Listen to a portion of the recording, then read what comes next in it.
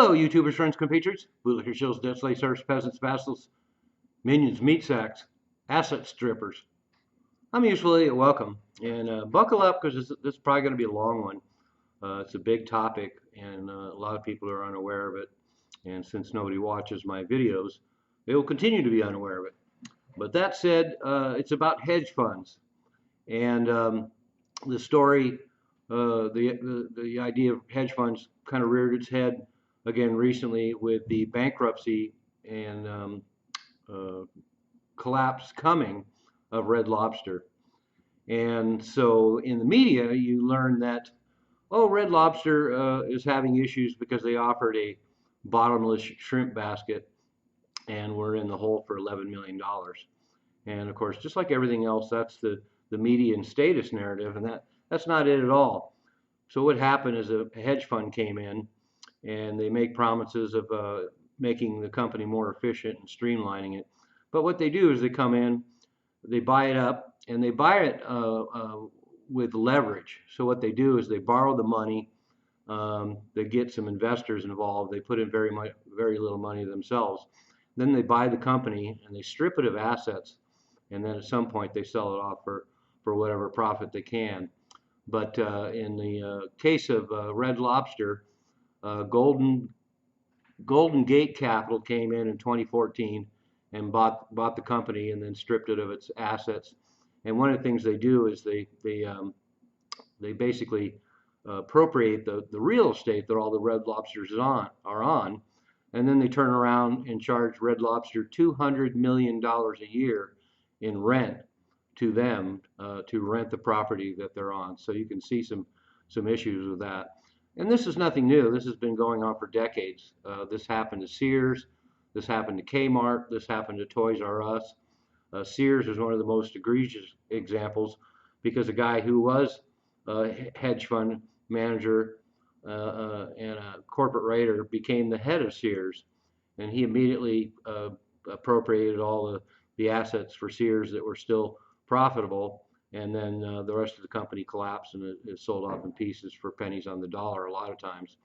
But this is a trend that started in the 1970s, and they keep relabeling it so it seems benign, and people don't associate these hedge funds with all this tragedy that's going on. But KKR and Carlyle and Blackstone are some of the big ones, and a lot of them have expanded since 2008. And one of the reasons why they can expand is because we have so much economic chaos, and they're able to come in and scoop up a lot of assets for a lot cheaper, and that's what they've done not only in the U.S. but around the globe.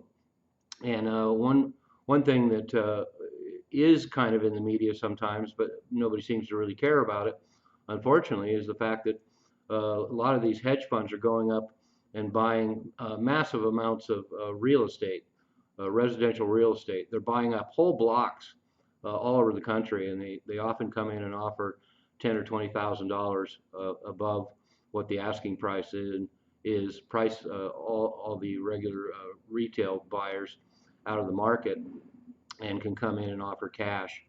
And one of the most disturbing aspects of this whole thing is that they'll buy anything, and so when you wonder why a lot of small businesses and even larger businesses no longer offer any good service, everything's too expensive, and the places get run down, is because hedge funds own them. And you'd be surprised at all the small businesses that hedge funds have bought into.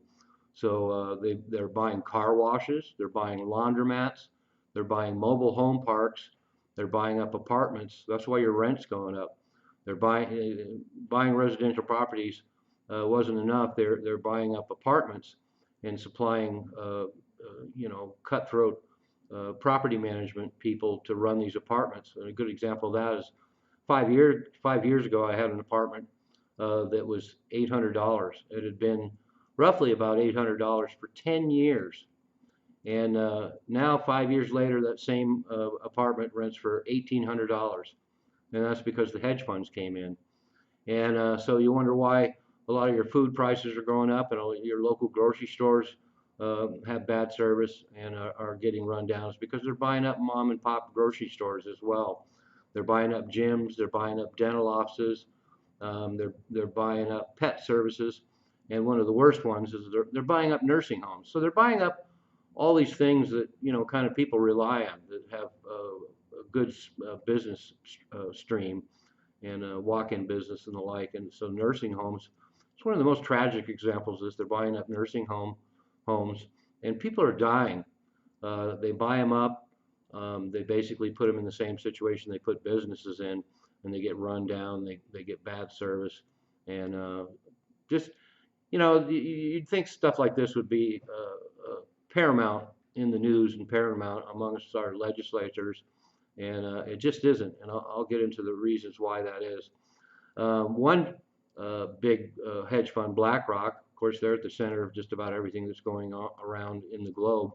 They've been setting aside record numbers of funds to basically go in and buy up all the real estate they can get, apartments, mobile home parks, homes, and the like. So if you wonder why the real estate market is the way it is, and in certain markets like here in Seattle, the property value, the value of real estate and homes just continues to go through the roof.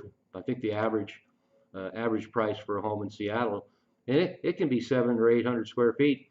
It's going for $1 million, and so that's because of the hedge funds. They can talk about all the other economic forces they want, but it's the hedge funds.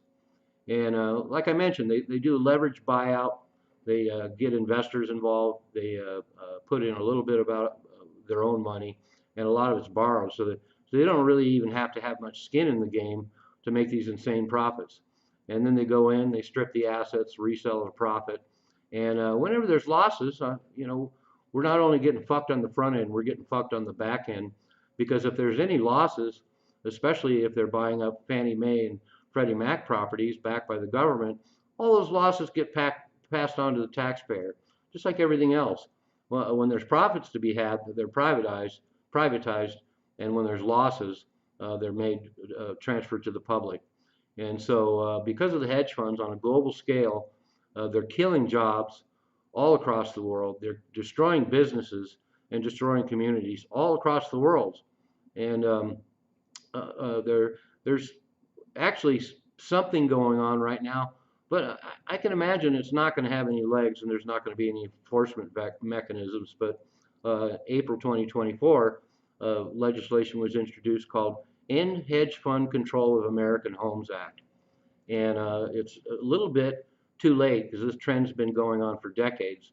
And then the other thing, of course, is it only focuses in on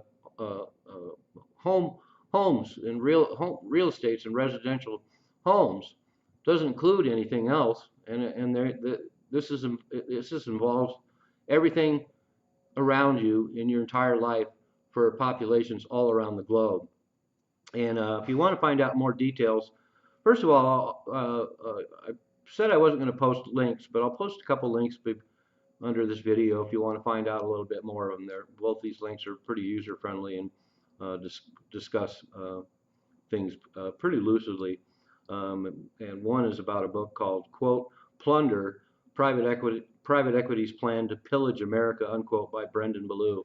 And it's a great book, and it's written in layman's terms, and certainly anybody could understand it. And it's an important issue, but of course, if it's not sexy and it's not in the headlines, a lot of Americans won't even pay attention to this, and they're not paying attention to it.